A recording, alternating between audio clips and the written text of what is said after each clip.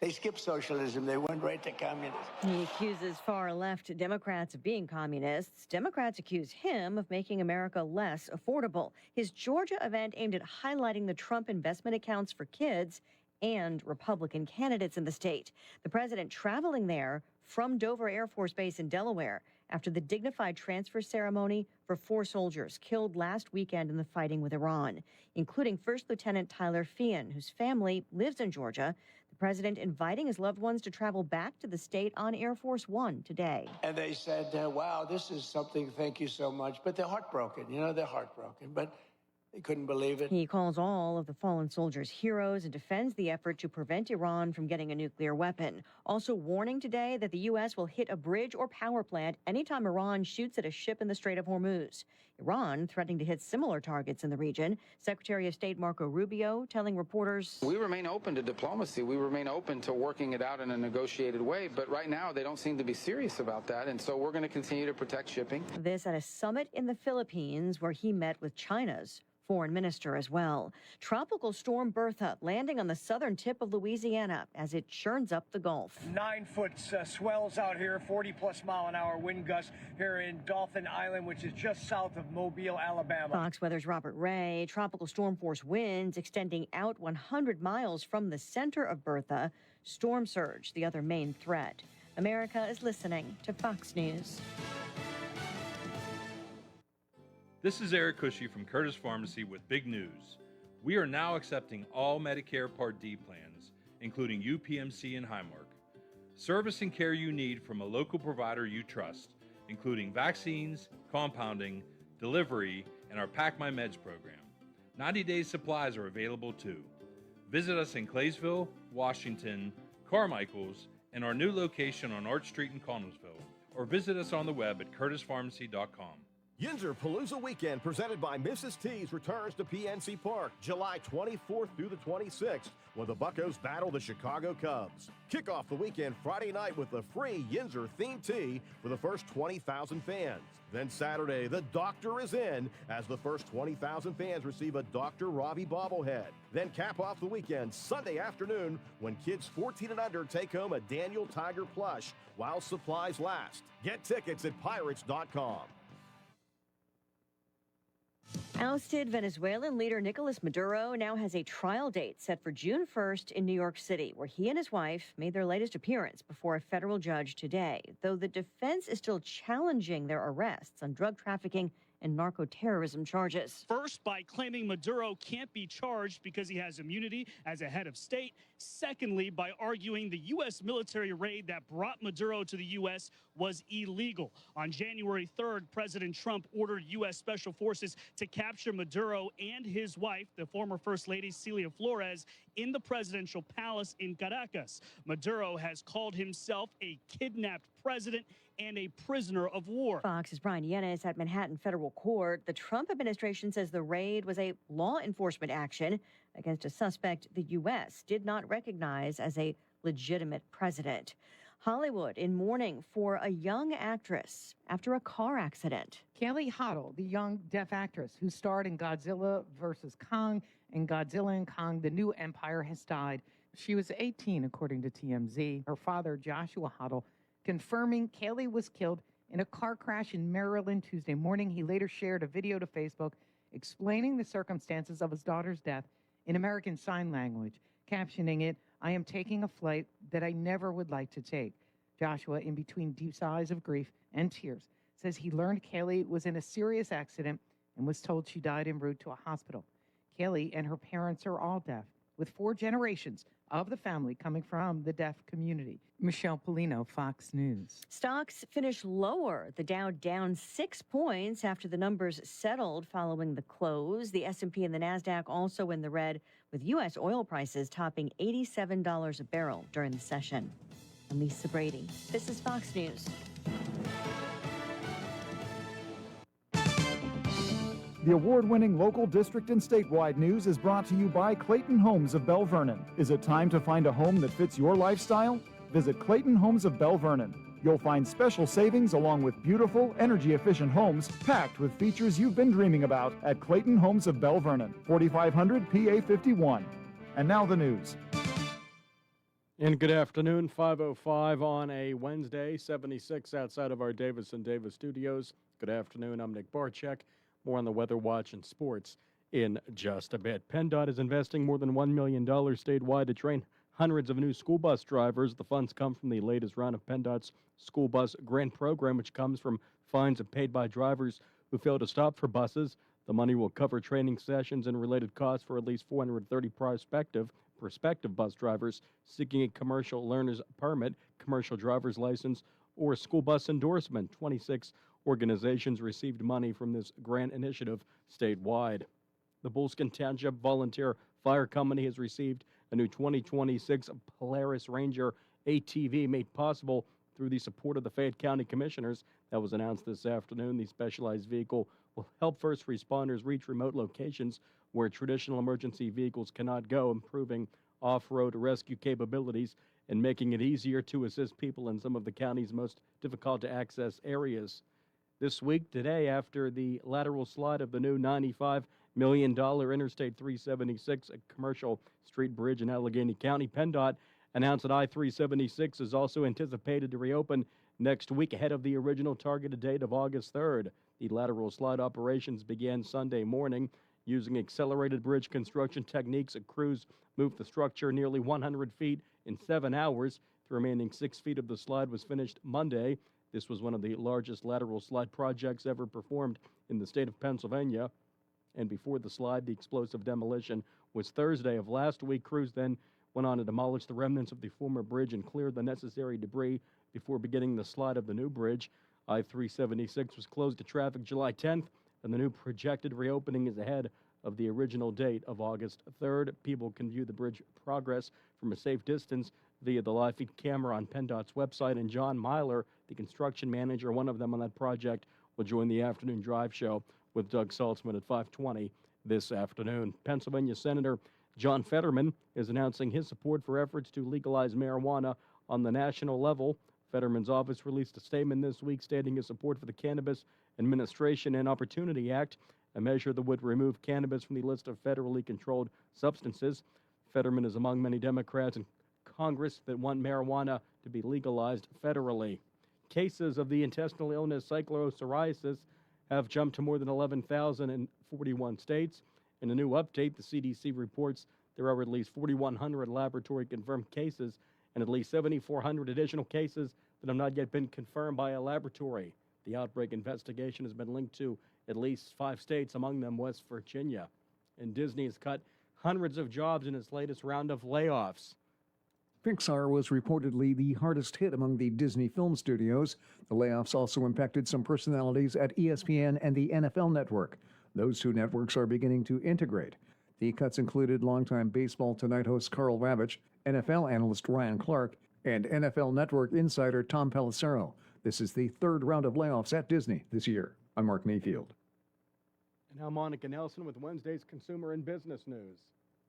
The Trump administration is freezing more than $1 billion in Medicaid payments to California and Minnesota over questionable claims. Federal officials announced the Centers for Medicare and Medicaid Services is deferring about $867.5 million to California and $199 million to Minnesota, pending additional documentation. The Department of Health and Human Services also plans to expand its authority to remove fraudulent providers from federal health programs. Officials say the actions are part of a broader effort to prevent Medicaid fraud and protect taxpayer dollars. The Equal Employment Opportunity Commission's voting to end a rule that dates back to the 1960s. The EEOC is on track to end the rule that requires companies with more than 100 employees to report workplace demographics, including sex, race, and ethnicity.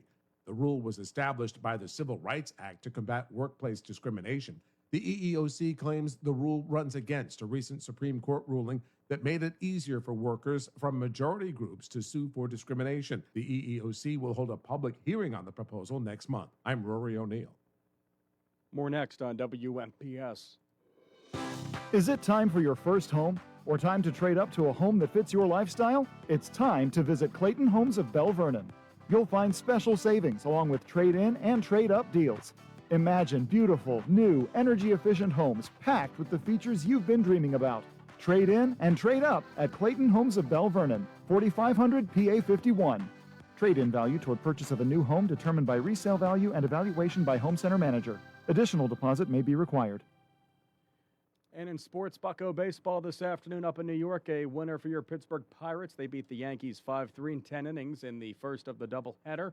Second game this evening, starting at 6:40 with the pregame game at 7:05 on WMBS. Bucks will go with Bubba Chandler, the young righty, on the mound. The Yankees go with veteran lefty Max Fried, coming off the injured list to make his first start in a while. Pirates-Yankees second game tonight from the Bronx at 6:40 on WMBS. And the Steelers, a week away from training camp, their first practice will be next Wednesday at St. Vincent.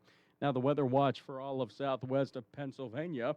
Right now, we are looking at 76 outside of our Davis and Davis studios on this Wednesday. And after the storms yesterday, it's been a dry day, clouds and sun. Overnight low tonight at 51, 75 with sun tomorrow. Low in the evening, 57, 81 with sun Friday. Into the weekend, sunny Saturday at 82. Thunderstorms likely late Sunday at 81. Overnight low 67. Thunderstorms lingering Monday at 82. And Tuesday, chance of showers and storms at 80. Right now, clouds and some sun, but 75 right now at 5:11 on a Wednesday. And good afternoon from the Davis and Davis studios at WMBS. I'm Nick Barczyk. On the way next, the stock report from Janie Montgomery Scott, then hour one of the afternoon drive show with Doug Saltzman. As mentioned, Doug will be speaking with John Myler, one of the construction managers on the Commercial Street Bridge project, and also former Pennsylvania Governor Tom Corbett joining us at 5:35 today. All next on WMBS. Good afternoon. The local, district, and statewide news was brought to you by Clayton Homes of Bell Vernon. Is it time to find a home that fits your lifestyle? Visit Clayton Homes of Bell Vernon. You'll find special savings along with beautiful, energy-efficient homes packed with features you've been dreaming about at Clayton Homes of Bell Vernon, 4500 PA 51. Tired of running out of hot water? Koval Building Supply at 40 Monroe Avenue in Uniontown is your local source for reliable tank and tankless gas water heaters. Whether you're replacing an old unit or upgrading to an energy-efficient tankless system, we have options to fit your home and budget. Our knowledgeable team is ready to help you get dependable hot water when you need it most. Call Koval today at 724-437-8824 or visit kovalsupply.com. Koval Building Supply. Everything you need to keep your home running comfortably. Good evening. This is Kristen Bernard of Janie Montgomery Scott here in Uniontown, bringing you today's closing stock market report. The Dow Jones Industrial Average was down 6.1 points, closing at 52,219. The NASDAQ Composite was down 146.3 points, closing at 25,691. And the S&P 500 Index was down 10.2 points, closing at 7,499. Among companies of local interest, Apple closed at $325.89, down $1.85. Amazon, $244.85, down $2.70. Cisco, $112.21, up 3 cents. Boeing, $208.65, up $3.85. Caterpillar, $889.31, down 66 cents. Disney, $95.87, down 27 cents. ExxonMobil, $154.45, up $2.74. First Energy, $49.33, up 94 cents. Johnson & Johnson, $255.63, up $5.02. Home Depot, $331.45, down 15 cents. Intel, $102.62, down $2.83. McDonald's, $263.57, down 34 cents. Meta Platforms, $627.17, down $16.64. PNC Financial Services, $252.51, up $2.13. Raytheon Technologies, $194.88, up $1.21.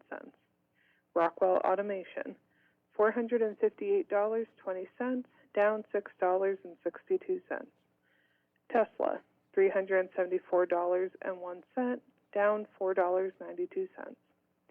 Verizon, $44.29, up 51 cents. Walmart, $109.33, down $1.06. Recapping. The Dow Jones Industrial Average was down 6.1 points, closing at 52,219. The Nasdaq Composite was down 146.3 points, closing at 25,691. And the S&P 500 index was down 10.2 points, closing at 7,499. From the Uniontown office of Janney Montgomery Scott, LLC, member FINRA, NYSE, SIPC, where we serve all of your investment needs, this is Kristen Bernard.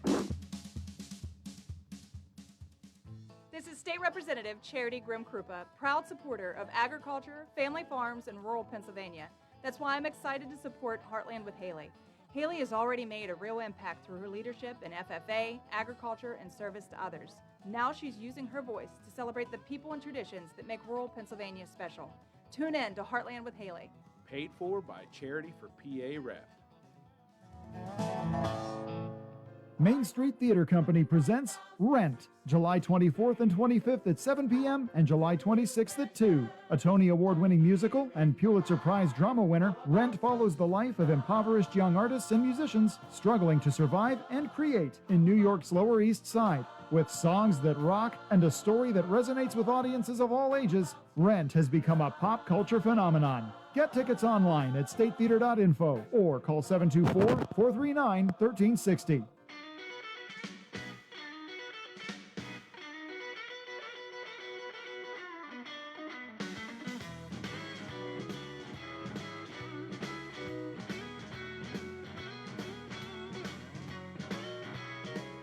It's the afternoon drive show on your local station, WMBS Uniontown. You know, Nick, it's a little nervous here. I've got the veteran, Bill Madden, in the next room looking over at me here. I've got to be on my toes. Well, I'm sure he's judging and criticizing. Frankly, I don't care. there's a lot of material. I don't care what you think of me, Nick, but, Bill over there. Right back at you. I'm a little worried, but good to be on the air today. Pirates won this afternoon against the Pirates pitcher. They took another pitcher out with a not a perfect game, but with a shutout after only 75 pitches. I didn't quite understand that. Nick, you look confused over there, but I don't think keep you're going with your story. You're not thinking about baseball. No. I'm going to ask Bill Madden. Is this frustrating, Bill? They're taking pitchers out after 75 innings. I shouldn't complain. They won the game. Right. But I am complaining. I don't get it. you're an 75 American. pitches? Well, his arm might fall off, Doug. And they're saving him for the Yankees, who they were playing, or the Dodgers. I hope not. But good to see the Pirates are now by themselves in third place. In the wild card race. By themselves in third place in the wild card race. Hey, we'll take what we can get. I guess you know so. what I mean? Probably nothing has made more news in southwestern Pennsylvania over the last couple of months than the Commercial Street Bridge project on the Parkway East. A fair distance from our station here, but still affects a lot of people in this region, a lot of folks in this area. No doubt might be on the Parkway East and encountering it. The backups have not been nearly as bad as some people projected. The poor television media did all they could to make this look like the world was coming to an end. But it was their summer snowstorm. Frankly, exactly. Frankly, that hasn't been the case. But very pleased to be able to. Last week, let me jump back a bit. When we interviewed Jason Zhang last week, the district executive for District 11 of PennDOT, I told him I think that this bridge sliding project, what is it, 91 million pounds? This might be the coolest engineering project to hit this region since the U.S. Army Corps of Engineers floated a dam down two rivers, the Ohio and the Mon, and then sunk it into place. That was pretty cool. I stood on the Smithfield Street Bridge with a bunch of engineers from the Corps and watched a dam float by. Kind of a unique thing. The dam. The dam. I took some right? damn pictures. These guys answered all the damn questions I had. There was no damn visitor center. They were damn good sports. They were damn good sports. And joining us right now, not to talk about the dam, we'll make it a tie for the coolest projects ever, in engineering projects, I should say, the coolest projects ever. Joining us, though, to talk about it, the Senior Assistant Construction Manager who is overseeing the project, John Myler. John, thank you very much for joining us, sir. Well done. Congrats to you and your co-workers. This is quite a feat you guys pulled off.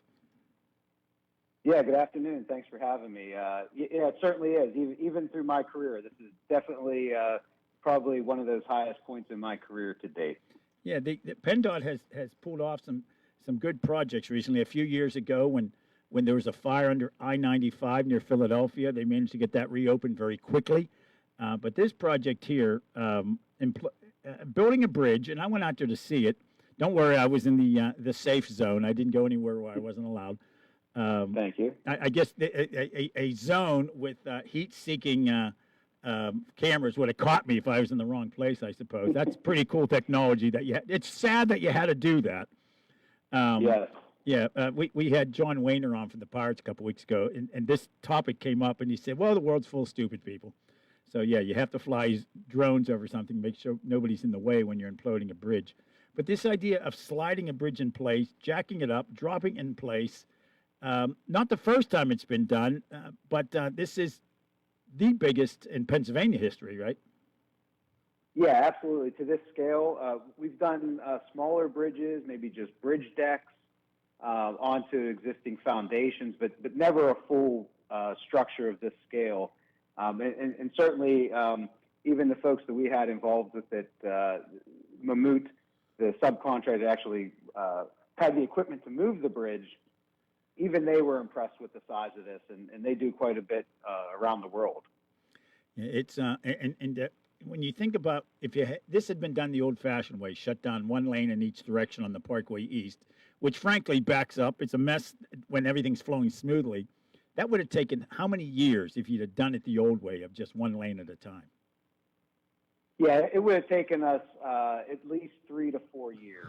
and as you mentioned there, we would have been talking about countless weekend restrictions and some small closures that very hard to do with events in and around the city.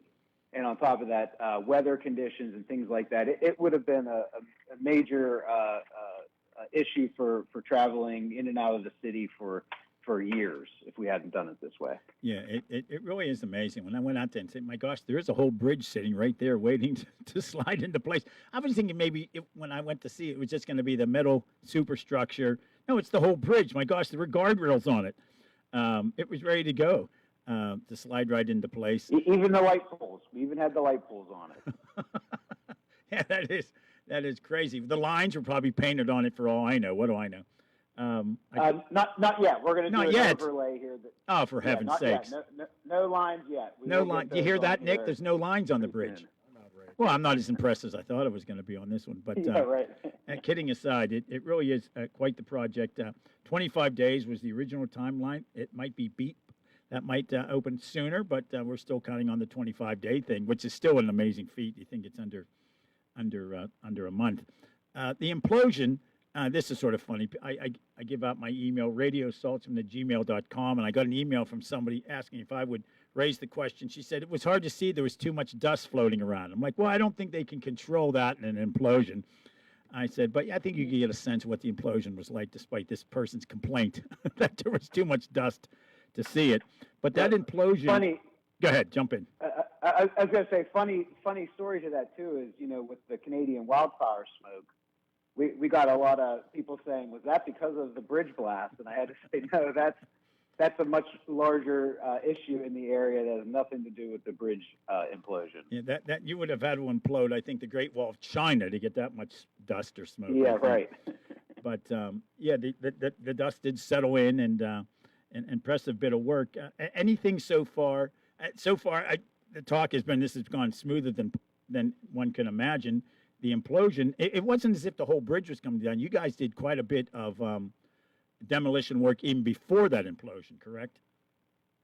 Yeah, correct. The contractor could have elected to just blast the whole thing from day one, but considering that we had the new foundations for the new bridge underneath the bridge, we wanted to take extreme caution with not damaging those. So one of the thoughts was to take the deck off, as those could fall and be quite rigid, that they could have penetrated the protection that we put on the piers. So take the bridge deck itself off, blast the arches. That's very difficult to demolish in conventional ways without debris falling on workers.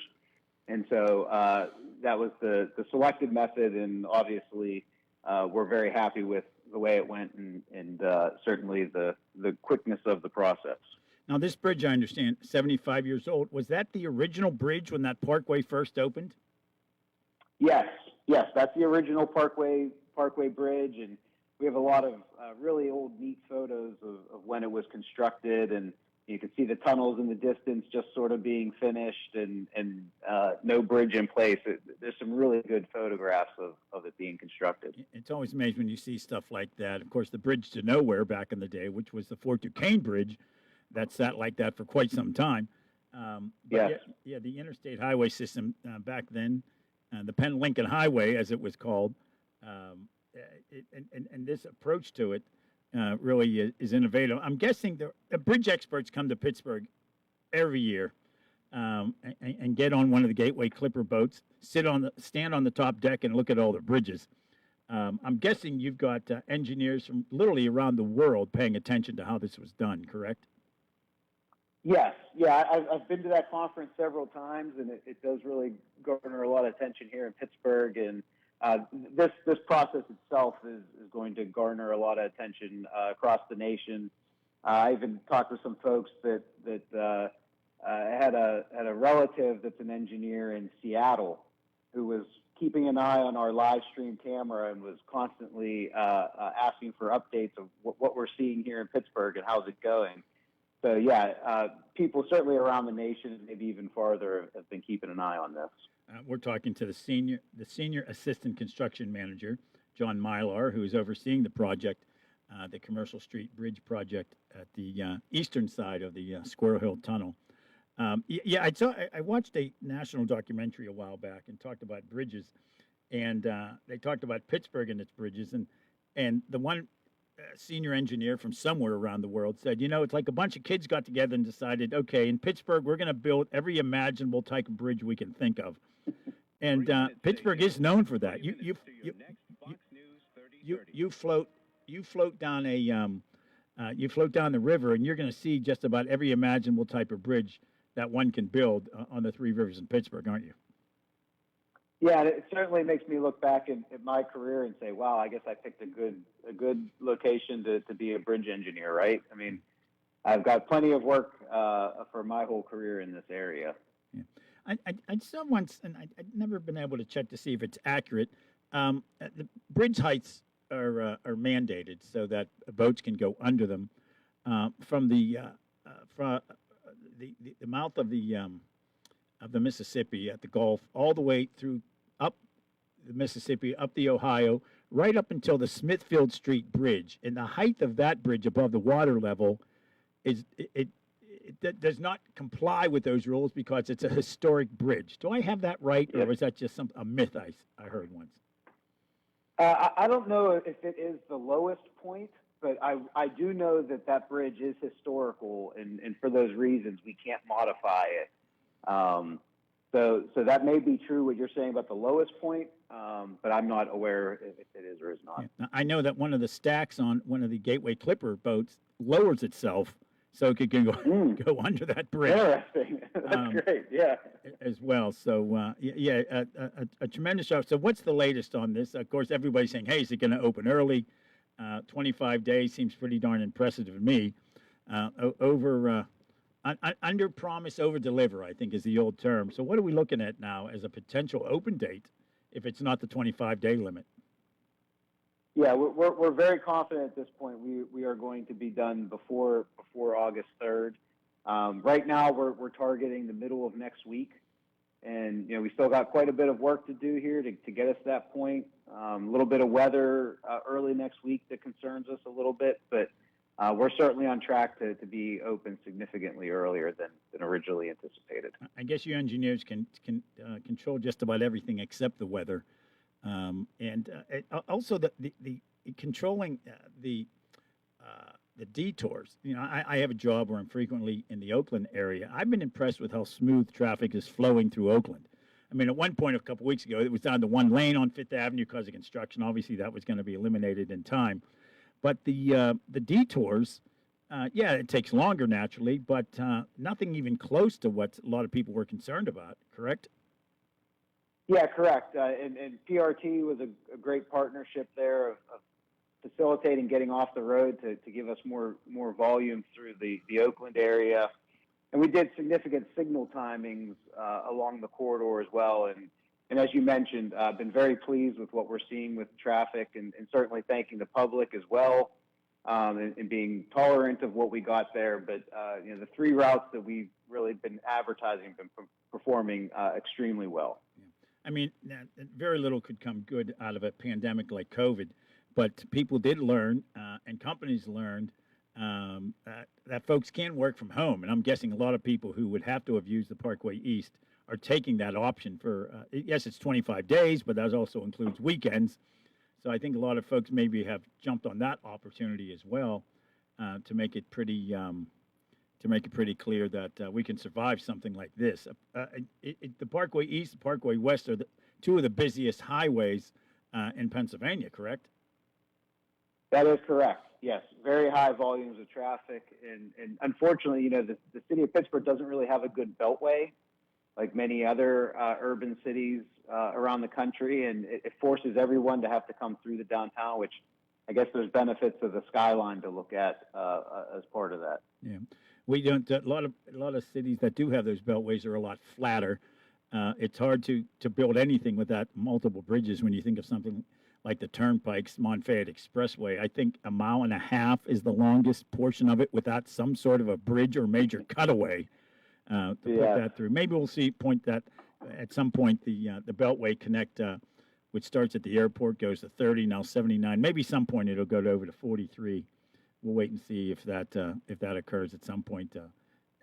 But we won't let the engineers retire till that's done. But since that's Turnpike, we'll cut you a break on that one, I suppose. Okay, thank you. You're welcome. Hey, we appreciate your taking time. Congratulations to you and your crew on what's been done here. As I mentioned, Jason Zhang joined us last week or the week before to give us an update on this project. Pretty cool to watch, and impressive what engineers can pull off on something like this. Better than anybody could have imagined, I suppose. But we appreciate you taking time to join us today. Oh, did we lose him? We're getting back on to say goodbye. I said goodbye, but not to him directly. But maybe we'll take a break. I'll call him back and say, hey, sorry about that. I don't know what happened there, but we did lose him right at the end. Can we blame an intern, or is there somebody around here? Just blame me. I'm used to it. Okay, we'll blame Nick for that one. Stick around. Coming up, we're going to check in with former Governor Tom Corbett. He has come out in opposition to the SAVE Act. He co-authored a op-ed piece with a Republican congressman about that. We'll talk to him. Third half of the show, we're going to check in with Larry Magid. One thing we've heard so much about, it's in the news constantly anymore, data centers. Honestly, if somebody asked me what a data center is, I couldn't explain it. It's a center that houses data. Is that what it is? Could that be for the layman? Larry Magid, the technology analyst, who's been on our show for many, many years. We're going to talk to him about that and even have him give us a tutorial on what these things are. Oh, goody. But they're in the news constantly. Too. Yeah, exactly. Stick around. We'll be back. It's gorgeous outside, which means it's time to get to Bittersweet Cafe of Farmington. From their incredible daily lunch specials featuring farm-to-table fresh ingredients to their refreshing drinks, frozen treats, smoothies, and iced tea, Bittersweet Cafe has something for everyone. Enjoy this beautiful spot nestled in the Laurel Highland Mountains, just a few miles outside of Ohiopyle on Farmington-Ohiopyle Road. Follow them on Facebook and Instagram. This is attorney Michael Mays of the Davis & Davis Law Firm. We have been helping injured people just like you recover millions of dollars for over 45 years. If you're hurt or injured, I want to meet you and make sure you get the money that you deserve. Call me at 724-437-2799 for your free consultation. The Davis & Davis Law Firm has been protecting our neighbors in Greene and Fayette counties for over 45 years. Go to davisanddavislaw.com or call 724-437-2799 for your free consultation. It's the biggest sale ever at Pat's Bridal Boutique, celebrating 40 years in business. Hundreds of gowns on sale. Select bridals start at $99, and full-price bridals are 20% off.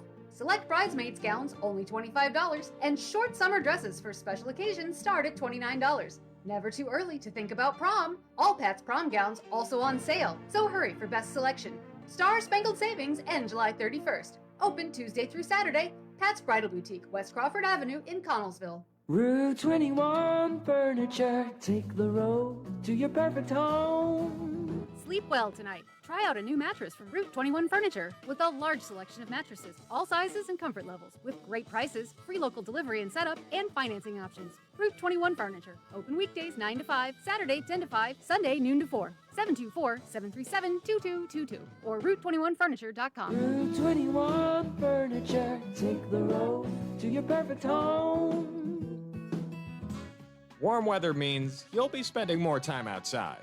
So enjoy your deck or patio with retractable or fixed awnings from Lifetime Awnings. Made in the USA with manufacturer and customers guarantees, Lifetime Awnings products last. Lifetime Awnings is veteran-owned and operated with a 10% discount to all military veterans and their families. Call Lifetime Awnings 724-554-6067 or email John, the owner, at lifetimeawningsusa@gmail.com.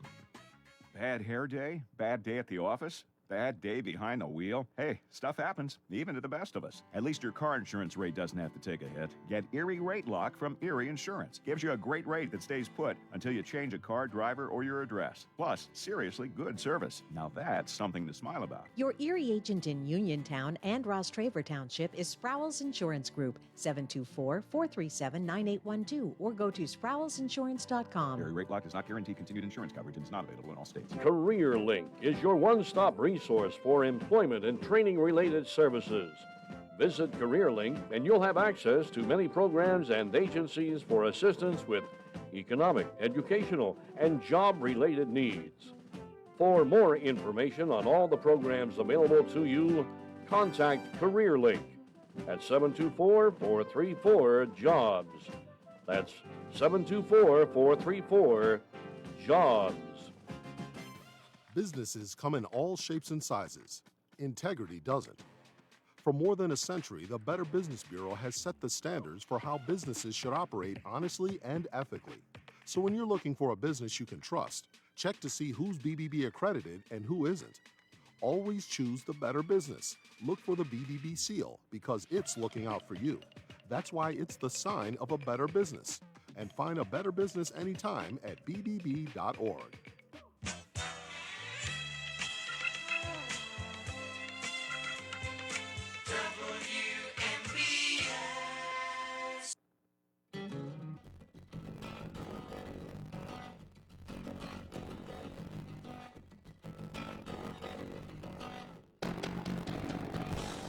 All right, Nick, we're going to turn to you.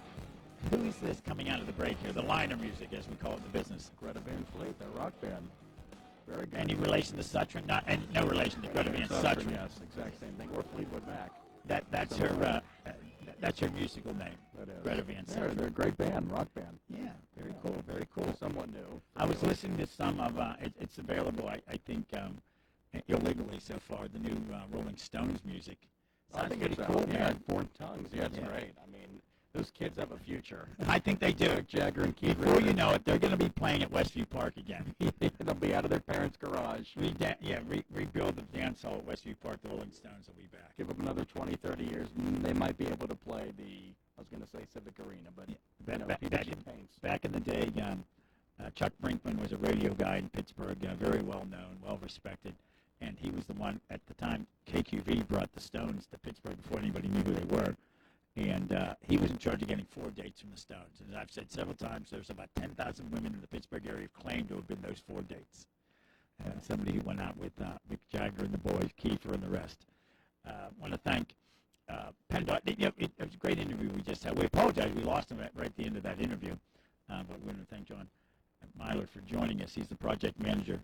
I tell you, you see this type of project, we're sliding a bridge into place and then lifting it up, putting it in place. It's gone as smooth as glass. It really has. Yeah, great job. And they might be open sooner than originally predicted. The fact that it was going to only take 25 days, frankly, was amazing. And I am committed to saying it was the coolest thing since they floated the dam down the river. Was it the greatest thing since sliced bread? I'm not sure. It, folks, huh? That's pyramids. Even a lava lamp. All better than sliced bread. You have a loaf of bread, you have a knife. Slice the thing and move on with your life. And I left out a few words that are not permitted on regular radio. Exactly. Of course, Nick over there ready to hang up. Yes, he is. Nick over there is quoting George Carlin, of course. Right. Great lines. The greatest thing since sliced bread. Joining us, we better move on now before Right. he does hang up. Right. Joining us right now on the WMBS Newsmakers line. It's been a while since we talked to the former Governor Tom Corbett, joining us here on the Afternoon Drive Show. Governor, how are you, sir? Good, Doug. How are you? Good, good. We all kind of drone on before we get the guest on at time, so I apologize. Well, Westview Park. How many people in the audience remember Westview Park? Yeah, they have to be. Especially on Uniontown. That's right. They have to be at least my age, I guess, to know that. But I remember going to Westview Park and a little bit of trivia. I'm full of useless trivia. The man who managed Westview Park at the time of its closing then became a priest, of all things. And Rick Seaback has interviewed him about the days of Westview Park, a nice park there in the North Hills, oddly enough in the borough of Westview. And there's still there's a shopping center there now, and part of the sign on front has a horse from the merry-go-round back in those days. So there's more useless trivia from Doug Saltzman. On to a more serious. Chuck Brinkman. Yeah. You know, remember KQV was in the window there at, what was that, 7th and Lloyd or 7th and Smithfield. They were in the Chamber of Commerce building back in 7th those and days. Smithfield. Yeah, that's right. And when they were the People rock, used to go down and hang out the window and watch them broadcast. they were the rock station back in those days, and the station came along. Absolutely. 13Q, which was 1320 a.m. It's far from rock and roll these days, but they kind of took over. KQV then went to all music. I mean, to all news rather, and right. It's back to music, but it's more like elevator music these days. I think on that old station. Well, the reason we wanted to talk to you, Governor, is you came out, you co-authored a piece talking about the Save America Act, which is one of those great lines, great names for a piece of legislation, makes a ton more wonderful perhaps than it is. But this column criticized that act, the SAVE Act. How did this come together that you co-wrote this with U.S. Representative Reed Ribble from Wisconsin, and that was for Time Magazine? How did that connection between you and a congressman from Wisconsin occur? Well, we're both members of an organization called Keep Our Republic, and I think I've spoken here with you before about this organization. And it's a bipartisan effort to educate the general public on the whole election process, particularly the presidential election process, and how it really works. We've been doing this now, I guess it's getting close to 4 years after what happened in 2020 and all of the fear and the stories that went out and talking about stolen elections and everything.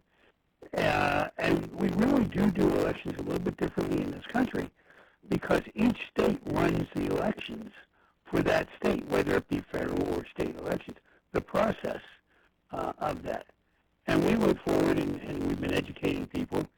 I've been on the road across Pennsylvania. I've been to Michigan on this. We're in 5 or 6 different states now, primarily trying to educate people. And to take some of the, for want of a better description, mistakes or misstatements out of the whole process as to whether there was a stolen election in 2020 or going forward, we've had a successful 24. Everybody's starting to look at 28 now because of the process, the fact that it's a presidential election, and should that be different?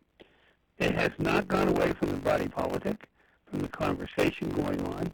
People have been continuing to talk about it.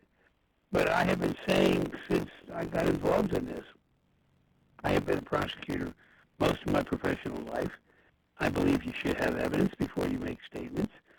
And to this date, what's today, the 22nd of July of 2026, nobody has demonstrated any evidence of a stolen election or of election fraud going on. Are there occasions that you'll see something on a single basis or a couple people basis? Yeah. Mistakes made? Yes. But no coordinated effort to steal elections. And this act, the Save America Act, is really, I think it's a misnomer, for want of a better description. It's not necessary because the election process is out there, and it has been working overall very, very well. The fear of a lot of people that are sitting in my position is this an attempt to change the whole election process away from what the Constitution actually says, that if the elections belong to the states to run, and every state does it a little bit differently. The statement you just made there, very simple, very simply put, but very accurate, that you should have evidence before making statements. My former boss, Arlen Specter, was famous for saying about those exact words, but very similar. And those things would come up at town hall meetings a lot when somebody would accuse somebody of something, or accuse Specter of something. We were at a town hall meeting once where somebody accused then Governor Tom Ridge of taking a bribe, and Specter exploded on this person, saying they had absolutely no evidence. How dare you accuse the governor of taking a bribe?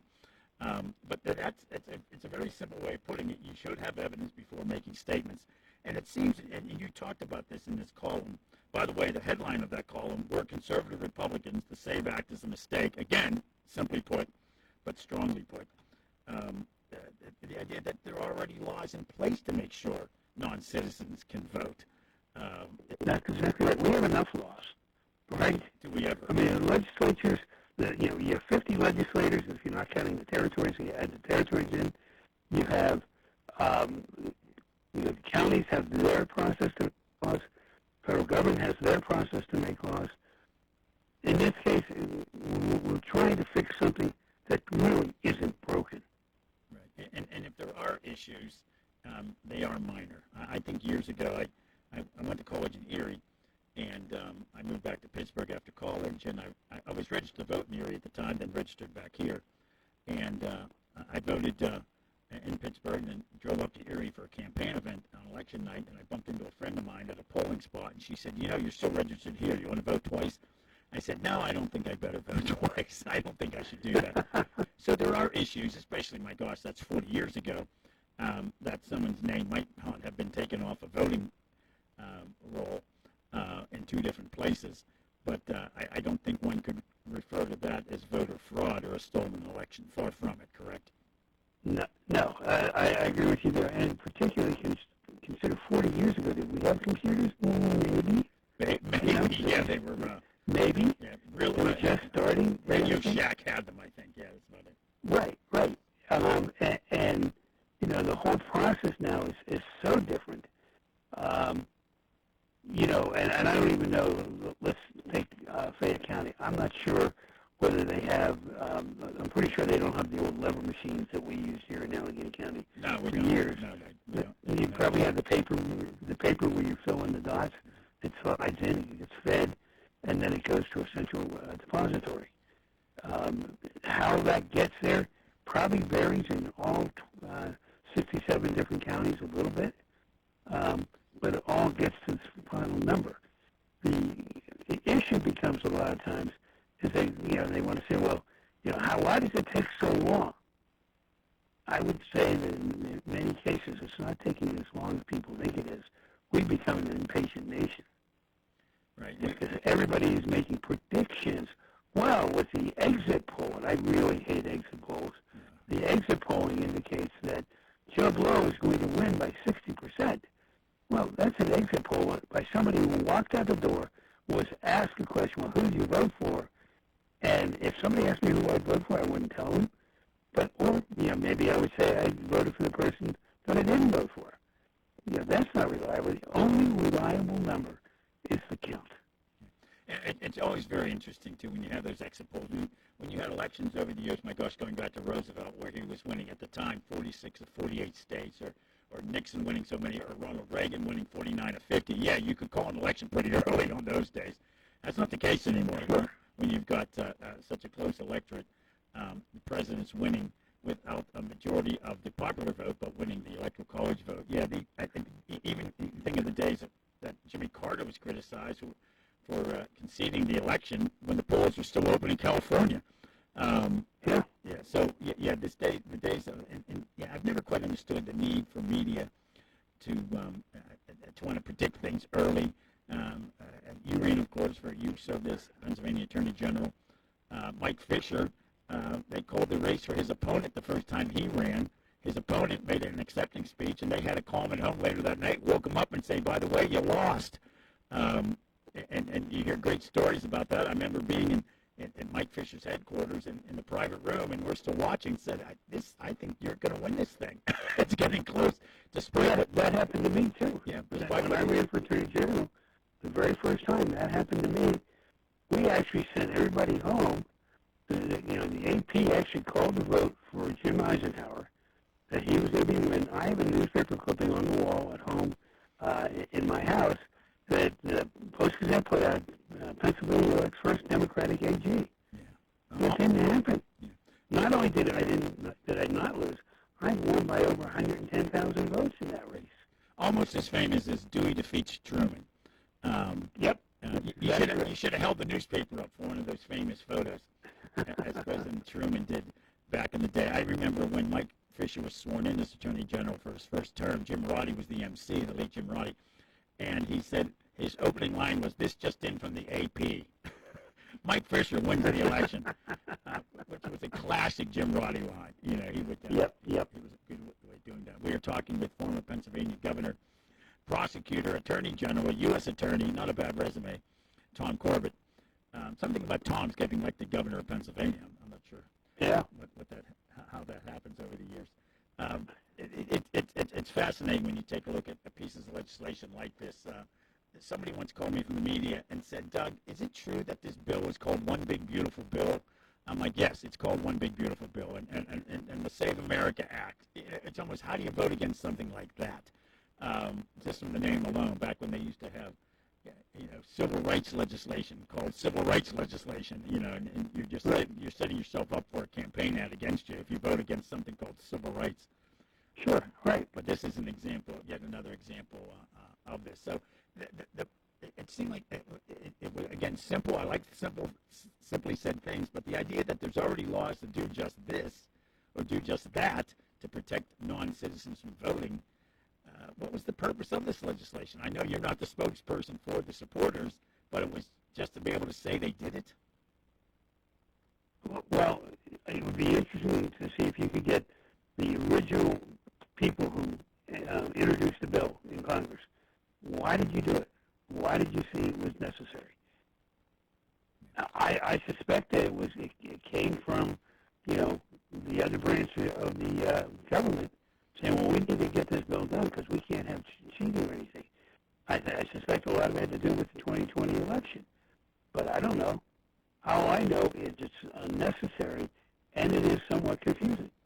Yeah, I was a lobbyist back in the day, and we used to joke, thank heavens they love to introduce legislation because we wouldn't have a job otherwise. But yeah. Exactly. I mean, how many pieces of legislation are introduced, and how many are actually passed in Pennsylvania? I'm going to guess, percentage-wise, maybe double digits, maybe. No, I'm not even sure if it's that. Yeah, that's... I remember years ago, we had Ralph Iannotti on this show, and of course Ralph was with KDK TV2. Before that, he was at the TV station in Albany, and he said he was so tired of covering the announcement of legislation that they certainly knew had no chance of ever passing. He said all he ever did was report on legislation that was going nowhere. And when they reported on it, it was free advertising for that elected official. Right, exactly. Interesting stuff, to say the least. Before we let you go, obviously we want to ask your thoughts. A tragic loss, really, a shocking loss. Tim Murphy passing away at home of a heart attack on Saturday. Like you and others, I first met Tim in the late 70s. 73 years old, far too young. Last person you might think would have a heart attack.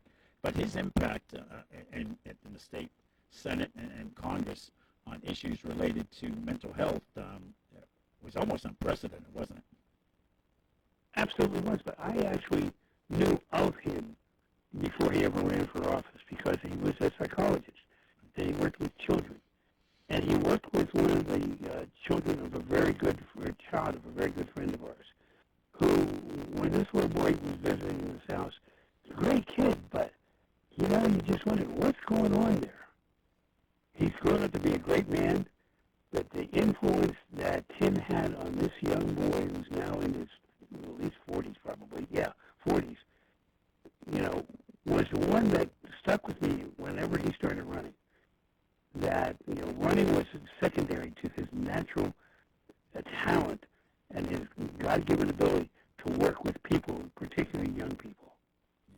Yeah, it's funny how you meet people over the years. Cousins of mine who are very liberal and used to have these great parties with an eclectic group of people. That's where I first met Tim Murphy and Rick Santorum was at parties at their house in the city of Pittsburgh. So it's funny how you meet people. I met him long before he entered politics, but of course he was in this business, media, both on radio and TV. Dr. Tim, giving advice on such issues. Naturally, he had personal struggles. No, I shouldn't say naturally. He was personal struggles everybody knows about, but he did not climb into a hole after his resignation from Congress. He stayed with it and still pushed those issues he thought were important, didn't he? Yes, he did. And we're all better for what he has done, what he did during his career. Yeah. He will be definitely missed, particularly by the clients that he has and potential future clients who will never have the opportunity to hear his wise counsel. Yeah. He admitted his faults and went from there and wrote a book about it, how he turned back to, of all things, the Apostle Paul. He said that he really committed himself, and condolences to his wife, Nan. Again, small world. The Missigs and the Saltzmans knew each other from the 50s, for heaven's sakes. My parents knew Nan Missig's parents, and we all went to school together. My brother was a classmate of Nan. I was a classmate of Nita, Nan's younger sister. So it's small world. It's Pittsburgh. Everybody knows everybody somehow. Yeah. You know, the 6 degrees of Kevin Bacon. In Pittsburgh, it's 2 degrees or 3 degrees. I think you're right. Absolutely. Governor Tom Corbett joining us on the Afternoon Drive Show. Governor, thank you very much. It's been too long since we've invited you on the show. That's on me. We'll make sure we have you back soon. It sounds good. All right. You have a good weekend, a good weekend coming up. Thank you very much, sir. Tom Corbett, Governor of Pennsylvania. Glad to have him back on the show today. We're going to take a break, wrap up hour number one. That's the third half of the show. We're going to talk about data centers. Stick around. Armstrong Internet is built for homes like yours, by neighbors who know what matters most. Fast, reliable internet, backed by local experts who live here. That's 24/7 support with no contracts and no installation fees. No surprises. Just a reliable network to keep you connected to what you care about. Visit ArmstrongFiber.com and get connected as soon as same day. Choose a provider that's supported your community for decades. Choose Armstrong. Did you know that you have a choice for your physical therapy provider? NovaCare Rehabilitation offers same-day appointments, and oftentimes you don't need a prescription from your doctor to see us. We will make sure that you are treated as an individual and will work directly one-on-one with you to help achieve your goals. You've tried the rest. Now try the best. NovaCare, Delaware Avenue in Uniontown. Phone 724-437-0556 to schedule your appointment today. CareerLink is your one-stop resource for employment and training-related services.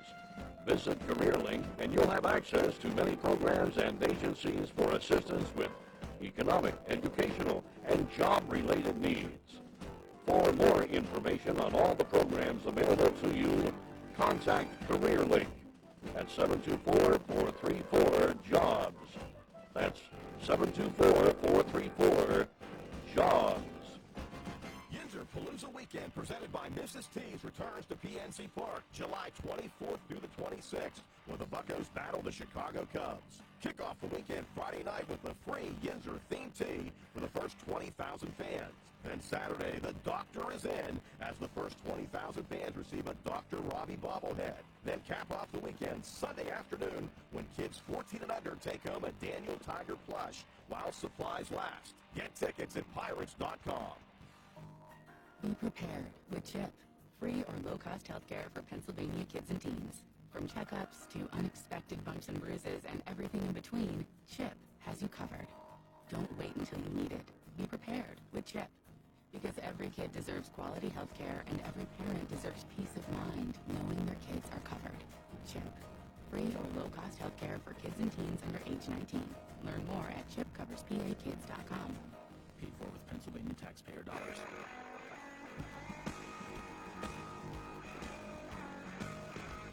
That's a wrap for hour number one of the Afternoon Drive Show on a Wednesday. I'm Doug Sultan. That's Nick Barczyk. We have Pirate baseball tonight, second game of a split doubleheader. But first, let's hit the news at the top of the hour. I'm Doug. That's Nick. Stick around.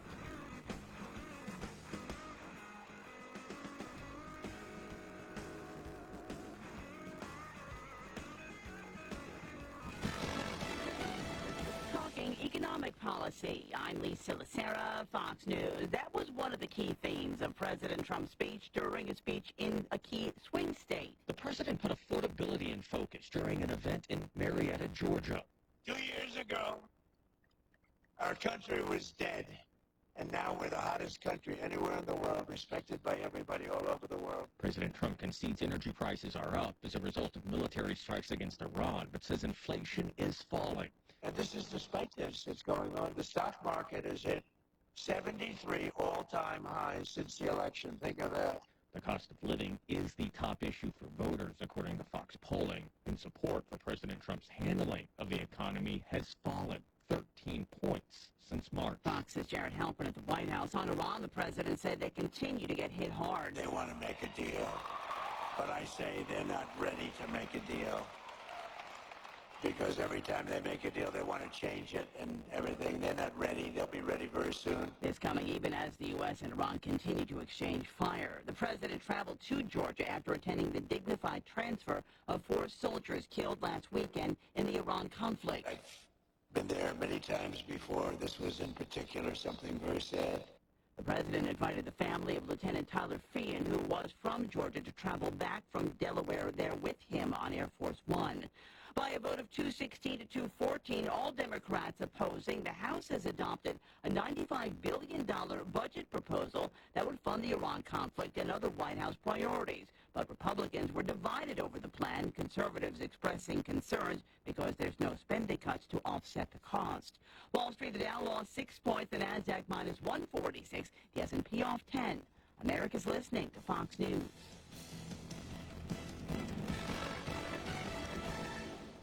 When you want the best in town, go to the best in town. Voted best in Fayette for tires and auto repairs, Tireman's Auto Garage doesn't just fix cars, they keep Fayette moving.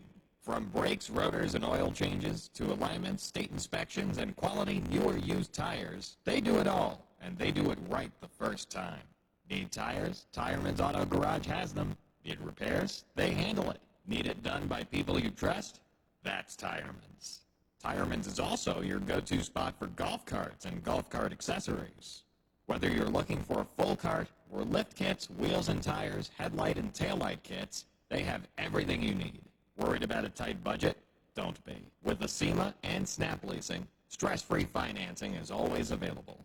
So when it comes to car repairs, tires, and golf carts, see Kim and Joe at Tireman's Auto Garage at 9 Mill Street in Uniontown. The best in Fayette for tires and auto service.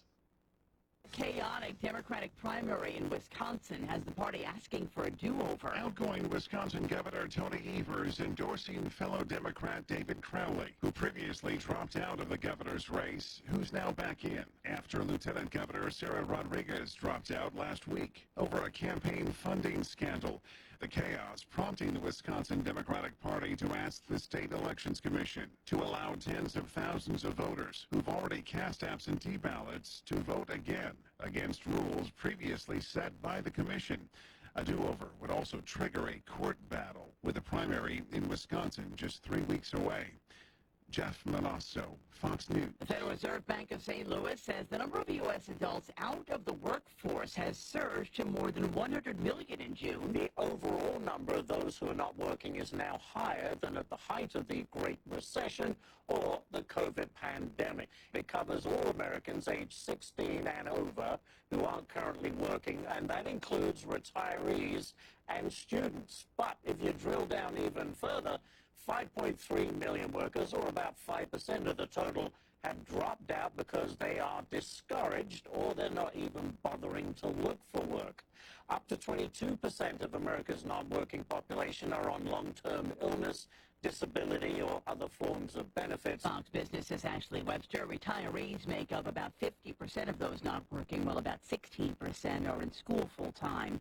The Apollo Gallery at the Louvre Museum is reopening to the public for the first time since the theft last year of the crown jewels. The museum has removed the collections and precious jewels, returning the gallery to its original ceremonial purpose. Security of the museum has been increased with the new surveillance cameras and anti-intrusion systems. I'm Lisa Lacera. This is Fox News. The local district and statewide news is being brought to you by Fayette Area Coordinated Transportation, striving harder to get you farther. For more information, call 724-628-RIDE. And now to the news. Good evening, 76 outside of our Davis & Davis studios at Clouds and Sun on a Wednesday at 6:05. I'm Nick Barczyk from the Davis & Davis studios at WMBS. The Weather Watch and Sports on the way in just a bit. Good evening. More than a year after the Corral glass plant closed in Charleroi in Washington County, it has been listed for sale. The GA Group, which owns that property, says the goal is to find a buyer who can bring new jobs and new investments back to the area. Interested buyers have through the 13th of August to submit formal offers for the property. The GA Group will review bids and begin negotiations with potential buyers very soon. PennDOT is investing more than $1 million statewide to train hundreds of new school bus drivers.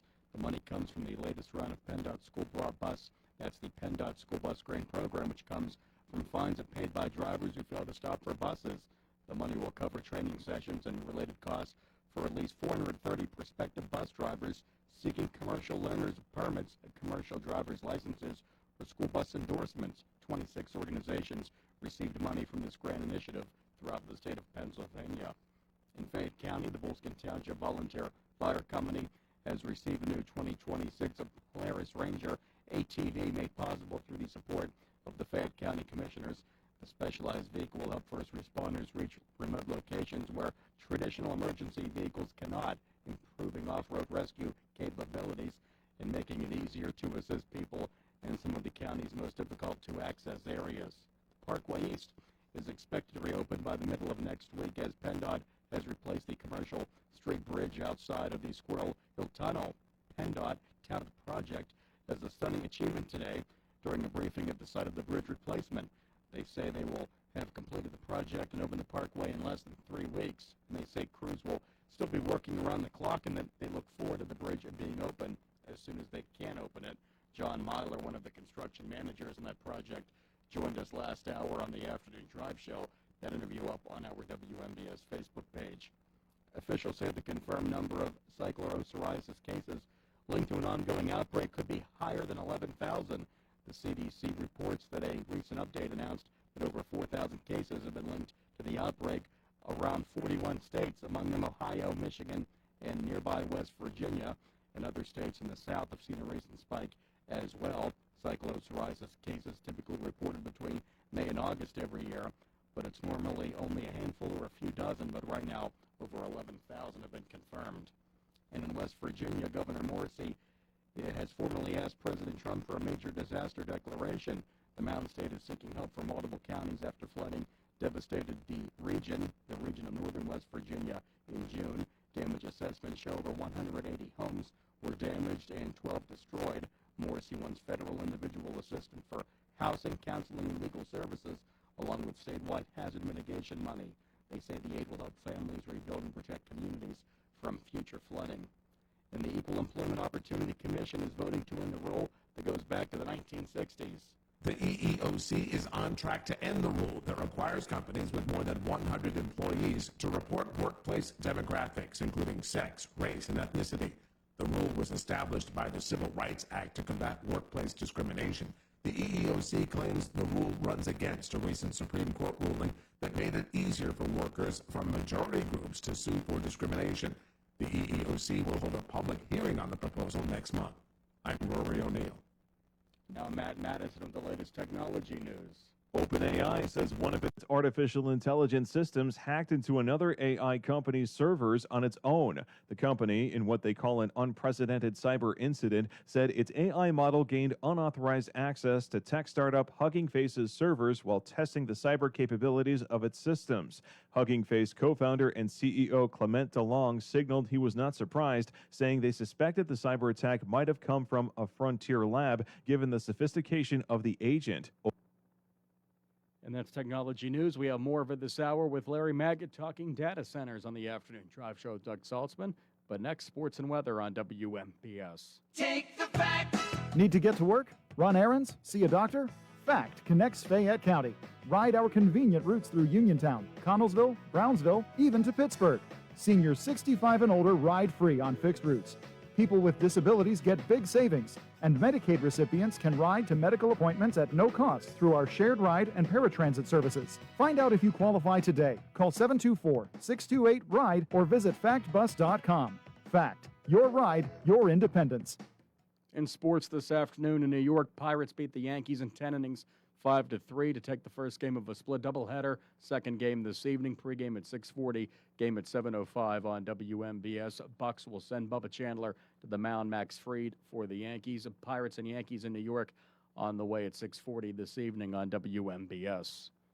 The local, district, and statewide news has been a service of FACT, Fayette Area Coordinated Transportation, striving harder to get you farther. Phone 724-628-RIDE for routes, rates, and schedules. 724-628-RIDE for FACT. This Weather Watch is being brought to you by the Connellsville Medical and Dental Office, part of the Centerville Clinics Network. Quality care close to home from the team you can trust at Centerville Clinics. Now to the weather. Right now it's 76 degrees with the overnight low tonight dropping down to 53. Should be dry through the start of the weekend, maybe some rain late Sunday, but until then should be nice and sunny expected. Sun expected Thursday at 76, low tomorrow night 57, 82 with sun, cloud mix Friday, sunny Saturday warming up to 83, 81 with thunderstorms moving in late Sunday, Monday at 82 with a chance of rain, 81 Tuesday. And right now we're at 74 degrees, clouds and sun at 6:11 on a Wednesday evening. Good evening from the Davis & Davis studios at your local station, WMBS. I'm Nick Barczyk. On the way next, it's more of the afternoon drive show with Doug Saltzman, Pirates baseball at 6:40, all tonight on WMBS. This Weather Watch has been brought to you by the Connellsville Medical and Dental Office at Centerville Clinics. Call today, 724-626-2630, to schedule your appointment. Quality care close to home from the team you can trust at Centerville Clinics. For 35 years, Fay Penn Economic Development Council has been committed to its mission of growing Fayette County's economy and helping to bring jobs to the area. Whether you're a startup, existing, or new business in Fayette County, Fay Penn's lending team can work with you to decide if the Fay Penn Loan Fund suits your business's needs. Fay Penn's Loan Fund offers loans starting at $10,000, pending qualifications. Visit faypenn.org to learn more about financing opportunities for your business and to complete a pre-application form. When you need notary services, trust the best. Sandy Howell Notary Services, back-to-back gold medal winner for Best Notary in Fayette County. They're here for you with extended hours to fit your schedule. Sandy Howell's also the 2025 gold medal winner for Best Title Company. Open Monday through Friday, 10 to 8:30, and Saturdays, 9 to 5. Call 724-564-8955 today for Sandy Howell Notary Services, where excellence is signed and sealed. Yeah, they're the people I trust. It's the place I go. Home, warehouse, where a house becomes a home. Warm weather means more outdoor living. Are you planning on adding a new deck this summer? Well, Home Warehouse, a Best in Fayette winner for home improvements and windows, is the place to go for all your home exterior needs. Home Warehouse has a great selection of easy-to-maintain composite decking and vinyl railing to add value to your home and increase outdoor living space. That as well as siding, shutters, windows, doors, roofing shingles, metal and rubber roofing, soffit, fascia, and flooring too. So for selection, great prices, and hometown service, shop local. See Sandy and Donnie at Home Warehouse on Connellsville Street in Uniontown. Shop Monday through Friday, 8 to 4:30, Saturday, 8 to noon. They're the people I trust. It's the place I go. Home, warehouse, where a house becomes a home. Are you considering a project design and don't know where to start? K2 Engineering offers a wide range of professional civil, architectural, and municipal services to meet your individual project needs. Our versatility, combined with our personalized approach, is what sets us apart as a full-service engineering and consultation firm. To learn more about our services, please visit us on the web at www.k2engineering.net. K2 Engineering, where customer service is our priority. If you're a small business owner in Fayette County, think about everything you need to help your business succeed. You need a plan, happy customers, steady cash flow, and an insurance agent that gets you. State Farm agent Nathan Ferguson runs a small business in Uniontown, too. He understands the unique needs of local business owners. He'll make it easy to choose the right protection at the right price, because the one thing you don't need is insurance stress. Call State Farm agent Nathan Ferguson for your small business needs. Like a good neighbor, State Farm is there. Warm weather means you'll be spending more time outside. So enjoy your deck or patio with retractable or fixed awnings from Lifetime Awnings. Made in the USA with manufacturer and customers guarantees, Lifetime Awnings products last. Lifetime Awnings is veteran-owned and operated with a 10% discount to all military veterans and their families. Call Lifetime Awnings 724-554-6067 or email John, the owner, at lifetimeawningsusa@gmail.com.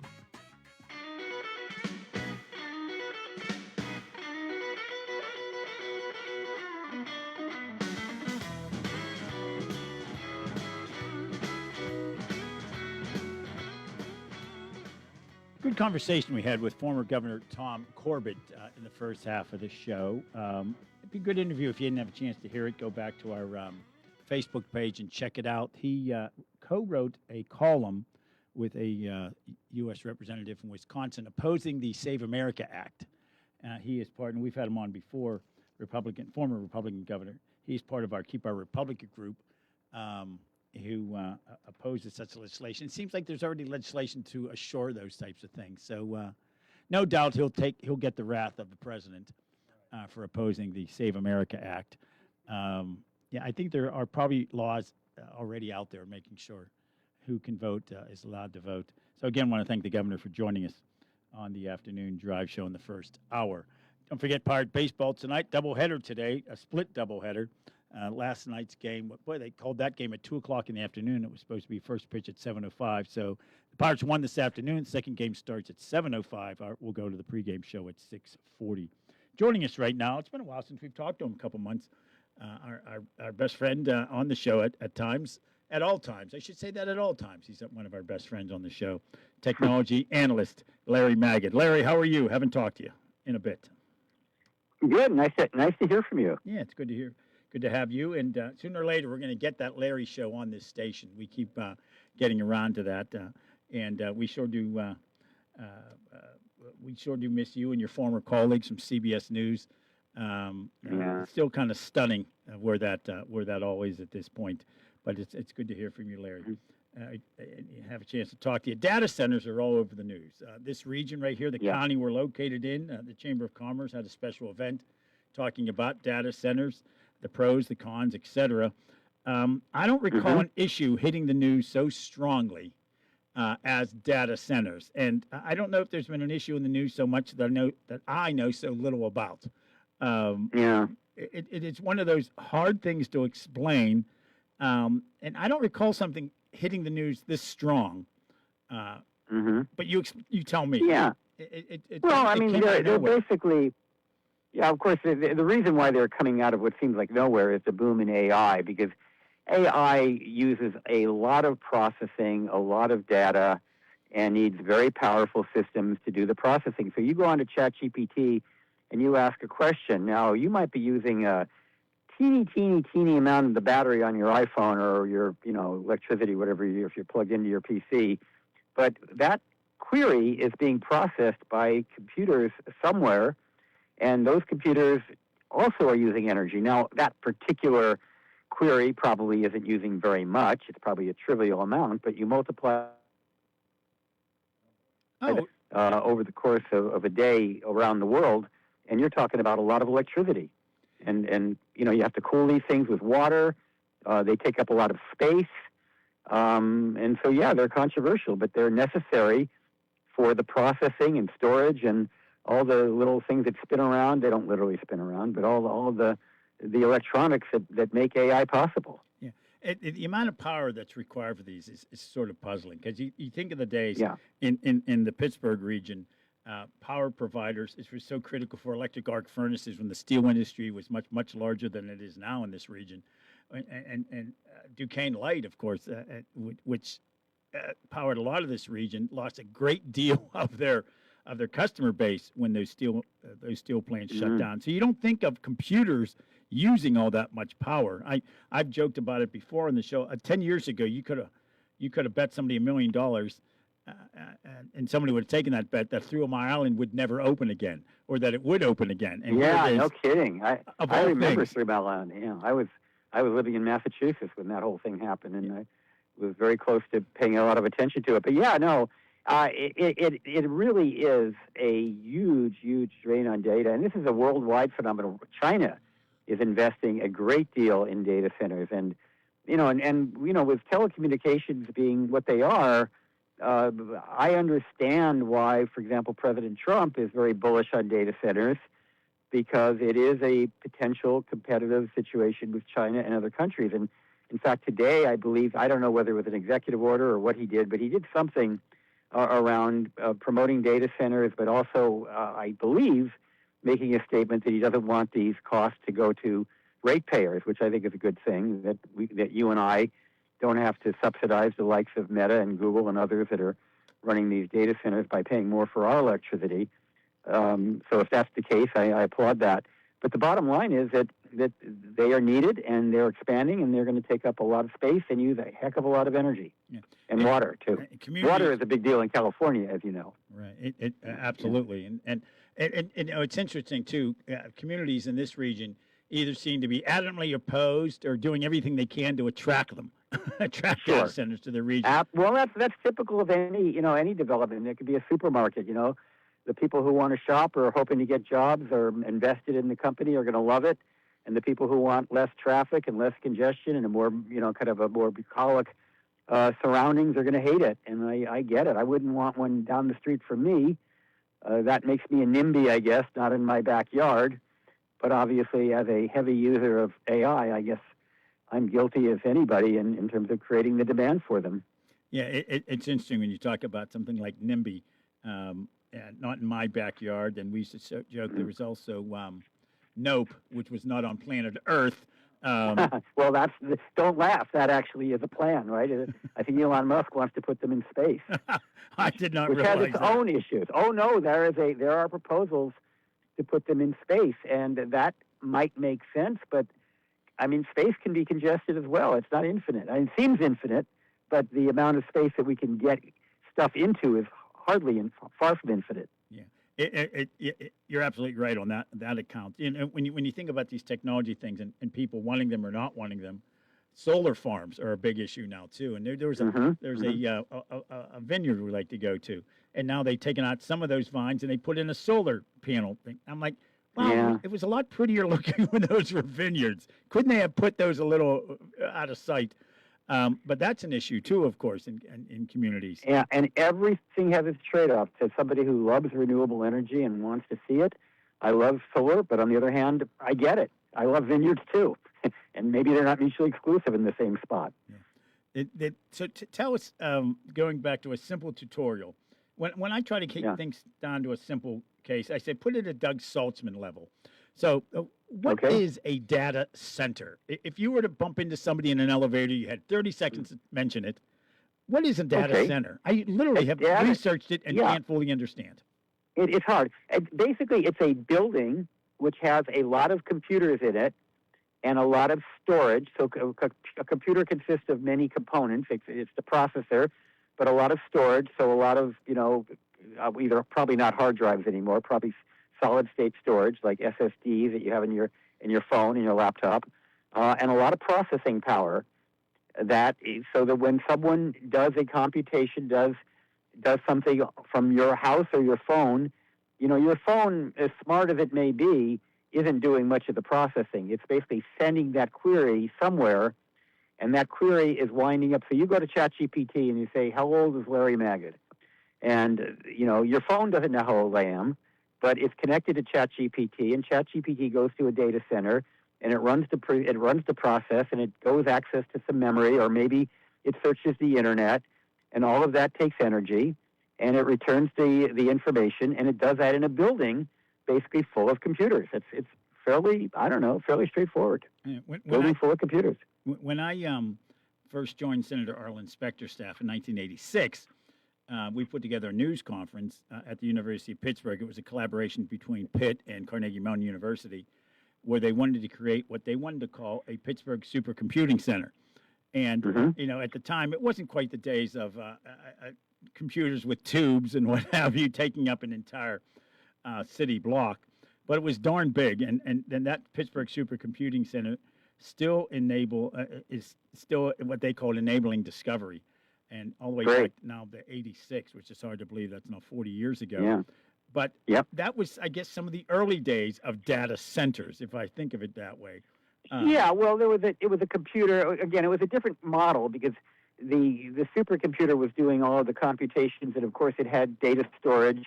And back then, it was probably large hard drives, and it had processors and all the things that computers have always had. Yeah. Again, it was probably in a big building. But back then, a big building. I remember when I was in graduate school at the University of Massachusetts. The computer took up an entire room. The one computer took up an entire room. It was a really big piece of machinery, and your watch, or if you have a smartwatch, and certainly your phone, probably has more processing power than that computer had back then. I'm talking the '80s. It's not like that long ago. Right. Yeah, it is Not to amazing me. when you think about. They always compare. You hear comparisons between your smartphone and how much computer processing was done on a ship that. A spaceship Oh, yeah. that means you make it to the moon. Oh no, the Apollo 7. I mean, literally, if you have a Aura ring, or not to mention an Apple Watch, you've got more processing in your hand than by far than Apollo 7 had. Which by to far. this day is amazing what they managed to pull off, considering what was Mhm. available. We're talking with Larry It Mack, is. technology analyst, of course, CEO of ConnectSafely.org. Check out those websites. Google Larry Magid, you'll find all the great information. But yeah, the data center, between AI and data centers, it's just a constant news item these days. And Yeah, and it's something to think about. When you're sitting at home doing your query. And by the way, I was recently interviewed. I do a podcast, if you know, called Doing Tech Right, and which you can find in all the usual places you get your podcasts. And I recently did one with Dr. Karen Boyd, is her name, and she's an AI specialist. And she made a point, which I haven't verified this, but she argues that watching Netflix uses more electricity and more, processing power than an AI query. So, we're sitting home watching streaming our Netflix or whatever we're streaming. We're also accessing data centers because those movies have to be stored somewhere, and all the processing it takes to get it from wherever it's being stored into your home or your phone. That also involves data centers and electricity and, plenty of resources. many years ago, I saw a comedian who was making fun of younger people and the way they dress, and he said they look like chimney sweeps, but when you see them in a coffee shop, they use more electricity than Dodger Stadium, for crying out loud. But and that was probably a decade ago. He was way ahead of his time, perhaps, in talking about the electricity needs of data processing.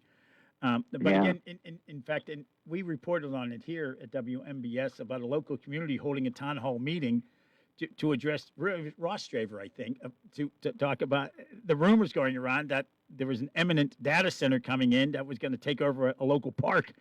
And they literally, the elected officials had a whole meeting saying, we don't know what this is about. This is just a rumor. We have no recollection of this at all. And if something comes up, we're going to let you know.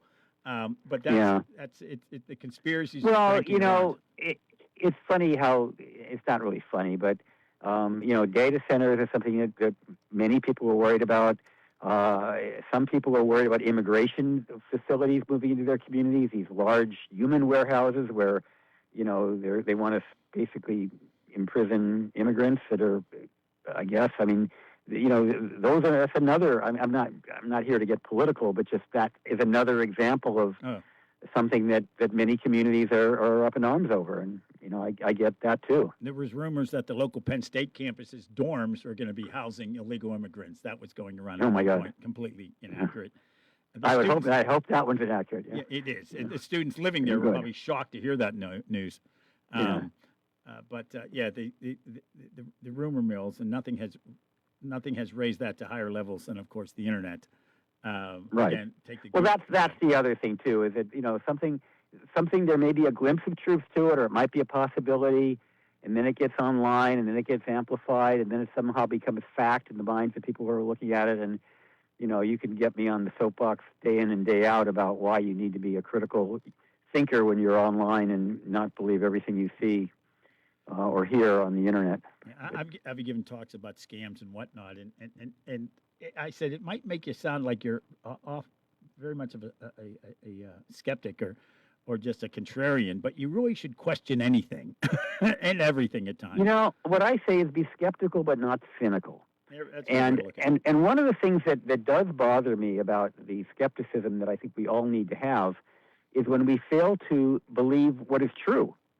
So a really recent example is, as you may remember, there was a picture of Mitch McConnell and his wife, Elaine Chao, in their hospital room or their rehabilitation center, wherever they are, and it was widely circulated that that was a scam. And I looked at the picture and I said, yeah, maybe a scam. It could be a scam. But the Washington Post, did a forensic analysis, and they swear it's a legitimate picture. It's an authentic picture. Now, maybe he wore a lot of makeup. I don't know. He looked great in that picture. Yeah, but the point is that many people disbelieved it. Right, exactly, because they saw other pictures of him where he did not look all that strong or vibrant. And both are possible. Right. But we, I think I mentioned somebody who's kind of close to me got a letter from Social Security saying they needed more information, and she didn't respond because she thought it was a scam, and then she got a phone call and she hung up on it because she thought it was a scam. And it turns out it was the Social Security Administration needing more information to process her application. Yes. And she didn't get her Social Security for 6 months. So that's a very good example of where we are so skeptical that we are failing to do what's in our interest. Yeah, it's just endless, though, when you hear about you don't hear about the 99.999% of work being done out there that's legitimate, but on the news you hear about the poor widow who lost $20,000 in a scam. As I do in my talk, which again you can probably find, I think I Connect Safely, called "History of Technopanics." I have a fake picture of a newspaper headline, and it says all planes landed safely yesterday, and you will never see that headline. Right. Telling you that every plane landed yesterday safely, which happens virtually every day of the year, but once in a great while, you'll see, unfortunately, the other headline, because that's news when one crashes. And there was a week or so ago, a plane had an emergency landing in Pittsburgh because of an issue on the plane. That makes the news. Mm-hmm. No one was hurt, nothing happened, but they just landed here because something happened on the plane. They wanted to get down quickly. Whereas your average car accident doesn't make the news. No. And those happen 40,000 people a year die in car accidents, and most of them don't get in the newspaper. Yeah, but I'm criticizing my own business right now. But there is this term: if it bleeds, it leads. Is that the one? Is that right? No, absolutely. If it bleeds, it leads. Yeah, that's how it always is. I always said more people died in car accidents during the Vietnam War than on the battlefield. More people died. One of the statistics that I love to say is that right after 9/11.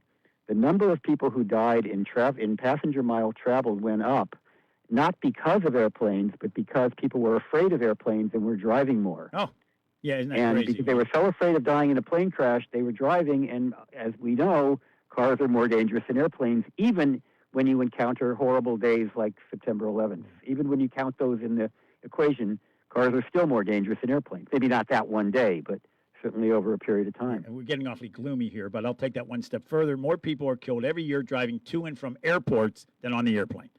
Absolutely. Which is one of those. Yeah, when I was a kid, they used to sell insurance at the airport. Oh. You could put $1 in and buy yourself $100,000 worth of life insurance right there at the airport. Right. And people were lined up to buy that life insurance. For $1 in a machine. I remember those machines. That's something I may be getting my numbers off, but I definitely, as a child, remember those machines. Oh, absolutely. Yeah, they used to have those. Good gravy. Larry Magid, we appreciate you taking time to talk to us about data centers and everything else.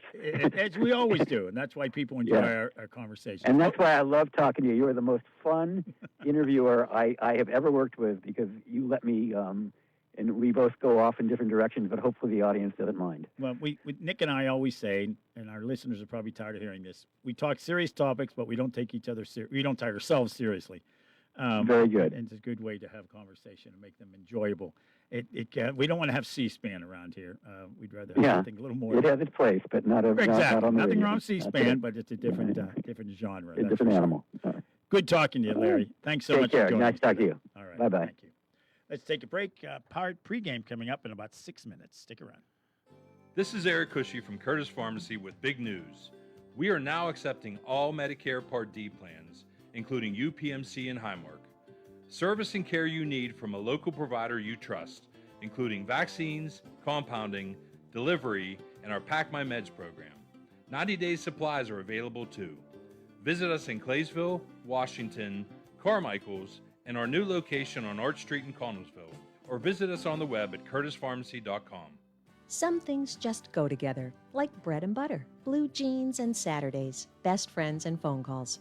And a great match? You and discounts from Erie Insurance. It's like this. Safety features in your car will have you paying less for your auto insurance. And pay off your Erie auto policy all at once, and you'll save up to 7% more. On your homeowner's policy, you earn discounts that start at age 46 and go up each time you celebrate a birthday. There are more discounts, too, for things like home safety features and even teenage drivers. And the savings keep adding up. When you have your auto and home covered with Erie, you get a discount. Buy a life policy with us, and the savings can get even better. At Erie Insurance, above all in service means making life a little easier on you and on your wallet. Your Erie agent is waiting for you. Your local Erie agent is Sprowell's Insurance Group, 724-437-9812, or go to sprowellsinsurance.com. Discount terms and amounts may vary by state. See your local Erie agent for details. CareerLink is your one-stop resource for employment and training-related services. Visit CareerLink and you'll have access to many programs and agencies for assistance with economic, educational, and job-related needs. For more information on all the programs available to you, contact CareerLink at 724-434-JOBS. That's 724-434-JOBS. Are you using credit cards to keep up with high grocery, gasoline, and utility prices? Are you being sued? If yes, call Zebley Law Office today. Before paying unaffordable debts or entering debt management, give us a call at 724-439-9200 and we'll meet with you for free. Maybe a bankruptcy is a cheaper, faster choice to eliminate your debts, keep your home and car, and get a fresh start. Call us today for a free in-person consultation. 724-439-9200. Warm weather means you'll be spending more time outside. So enjoy your deck or patio with retractable or fixed awnings from Lifetime Awnings. Made in the USA with manufacturer and customers guarantees, Lifetime Awnings products last. Lifetime Awnings is veteran-owned and operated with a 10% discount to all military veterans and their families. Call Lifetime Awnings 724-554-6067 or email John, the owner, at lifetimeawningsusa@gmail.com.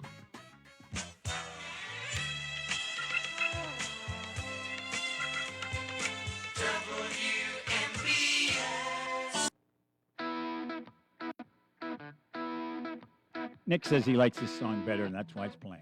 But at least it's rock and roll, right? I cut off one liner to put this one on. Yeah, this is Foreign Tongues. This is the new Stones album. I wonder where the liner word came from.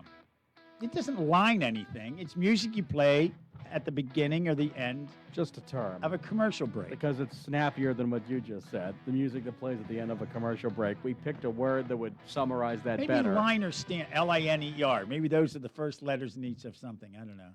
I doubt it. Don't overthink it, Doug. Just enjoy the music. Okay, fine. You know, I'm always trying to learn. Everything's a museum. Yes, everything's a learning experience for you. Pirate baseball today. They tied the series with the New York Yankees, the Bronx Bombers. I don't like them. A friend of mine, Mike, likes the Yankees. He says it's his second favorite team. Wow. So my goal, I have the Pirates as my favorite team. He's not. And everybody else is tied for 30th. I like that. Yeah, of course, everybody should be tied for second. I understand that. That would be, but no, I put them at 30. Oh, I see. Although I think my least so favorite. Be tied for 29th then? Yeah, my least favorite baseball team would have to be the Yankees, right up here with the Braves. I've always disliked the Braves. Yeah, well. And I'm tired of every time there's a national game, the Red Sox are playing. It's Red Sox 17 Yankees. wins, 16 wins in a row. Yeah, they're on fire. They That's won an again amazing today. streak. They won this afternoon. That is quite the streak. So, Ben, Pirate Baseball coming up. We're about 45 seconds away from, actually 15 seconds away from that pregame show. We have to go at 30 after. I'm Doug. That's Nick. Thanks for listening, folks. Enjoy the Pirate game tonight. Pregame is next.